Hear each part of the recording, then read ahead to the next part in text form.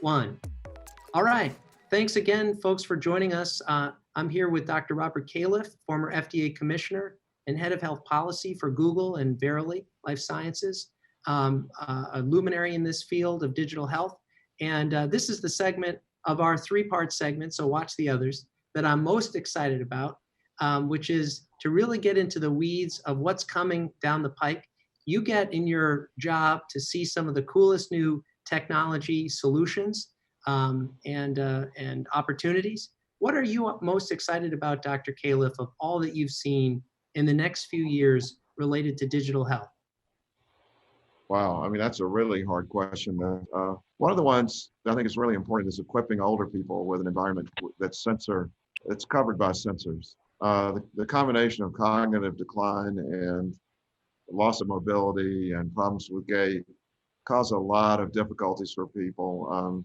It came to my attention yesterday that we're up to like 47% of the COVID deaths are occurring in long-term care facilities.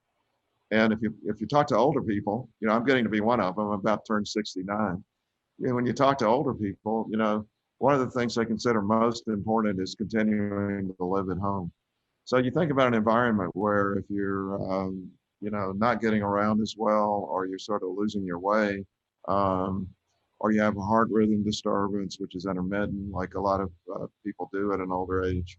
And you have relatives and friends who want to help care for you, then having a digitized sensor-based environment makes a lot of sense.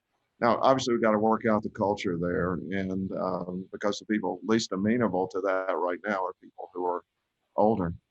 The other thing I'd say is that the sort of two-way feed about integrated data in a way that predicts that a change is going to happen in someone's health. We've talked about this for decades. Many of us have been involved in developing models based on whatever data we had to make a prediction. But, I see a day when all the data about your health care, plus whatever's allowed about the other things that affect your health, like, for example, your shopping patterns can be a critical determinant of your health. That can be integrated, and your favorite clinician might get an alert that says, Dave is has an impending problem. Now is the time to contact him in person. And so figuring out how to put together the digital component with a human component. Abraham Verghese over at Stanford has been writing a lot about this as a humanist in medicine. I think this is really a big deal. And then I think the other thing is working through the payment system. So if we try to do this by just adding digital stuff piecemeal the way we get paid now, it's going to be ugly, I predict, because we're all talking about, can we continue the COVID abrogation of the rules, or the rules were set aside and now get paid for it the way in perpetuity, the way we'd like to. Well, the regulator in me says that there are thousands of people who will take advantage of that in a millisecond. How do you know that a digital visit is a high quality visit? To me, the best middle ground is value-based payment. What if UMass got paid as a function of the health outcomes of the population of its home base and the surrounding area? All of a sudden, digital visits would be incredibly valuable. No one would care about who pays for them, because it would just be part of the lump sum payment that you got to spend on behalf of your patients. And it is absolutely critical that we make progress on reforming the payment system in the U.S. What are particularly from a policy perspective, be it reimbursement, payment policy, or more broadly speaking, health policy, what are the opportunities that we have other than value-based payments to bring digital health solutions to market? Can we do better with moving theory to practice? Can we do better with regulatory involvement? People point to that chasm between idea and some IP generation and then a commercial product. How do you see us, addressing that from some policy perspectives? Well, Even though you told me not to talk about payment again, I'm going to, because I think far and away Well, that's you the can number talk one about payment. In thing. the end, it probably comes down to payment more often than not. Yeah. And then I think beyond that, there's some really important things for the profession to do.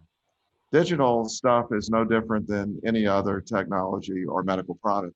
Um, it can do harm or good depending on how well it works and what it's intended for. So we have to develop a system of evaluation that allows us to know whether introduction of a product into the market is going to create more harm than good or more good than harm. And in one place in particular, the introduction of algorithms directly into products and into decision support, we now know that these algorithms can exacerbate disparities according to race, economic status, and where people live.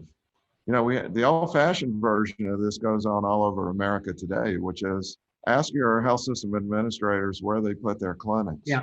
Yep. Pretty sophisticated technology is used to identify the so-called payer mix, which is really identifying the people who need the clinics the least, but have the most money to pay for it. And of course, we try to make up for it sort of behind the scenes and by advertising our indigent care and all that. But if you applied the technology to say, where would the greatest health benefit occur, replacement of a clinic or to put a service or to deploy um, drivers to deliver meals or to take blood pressures, this would be a very good improvement in the system.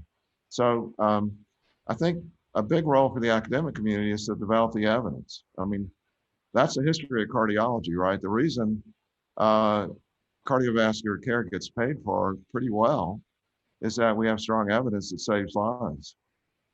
And in my career, I've never had trouble getting something paid for if we did the right clinical trial that demonstrated beyond a doubt. So we got to develop the evidence. That's a big part of the policy. Um, in terms of the role of the FDA, I'd urge people to look at what was done with 21st Century Cures, which I worked on, and I think the FDA tries to do everything it can to facilitate. And I think a key concept that sort of makes a point. But if you think about digital technologies as opposed to drugs, every time you tweak a drug just a little bit, you've got an entirely new drug. It has to start over. Digital technology, you can tweak an algorithm almost in real time. And so the issue now becomes not inspecting every algorithm. The issue becomes, do you have a system that can ensure the FDA that the changes that make are going to be high quality? And do you have a system for evaluating when the change is big enough that you should reevaluate what the algorithm is actually doing? And so you can think of this like a TSA frequent flyer status, which is, it's a system that we started when I was at FDA. It wasn't me, it was the device division that did all the work, of course, and figured this out, but that's now rolling out. And I would urge academic centers to begin to think about themselves in this regard. I find it odd that often academic centers don't evaluate their own stuff. They just do it, particularly if it pays well. And, let's apply R&D to our own environments together. Dr. Califf, that is a fantastic way to end this segment, because I think we have to look in the mirror. It's we have some of the most fantastic, as an electrophysiologist, fantastic, most advanced technologies to do, say, an AFib ablation, yet we struggle with the basics of caring for the major health needs of most patients with AFib. And that's despite having tools that are now FDA cleared to allow people to monitor themselves in the home. We've just yet to figure out how to adopt that information and integrate it into meaningful interventions to help those people live better and feel better.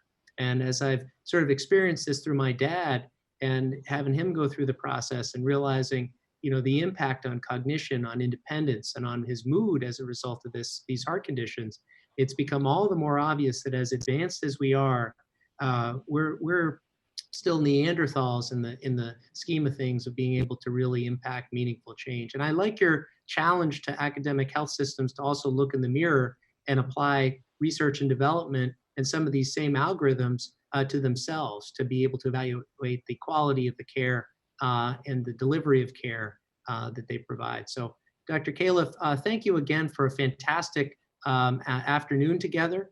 I know the readers of the Cardiovascular Digital Health Journal appreciate it, and I do too on a personal level. So thank you very much for your time. I hope you enjoy the rest of your vacation with your family. I will, and sorry about any glitches in the internet here. I was worried it was my rocket scientist son who's running some kind of algorithms in his room using up internet space. But then you told me that Zoom was having some problems today, which can happen. But I wish you the best of luck with the journal, and I'll follow it with great interest. Thank you very much, sir. Appreciate it. Have a great rest of your day.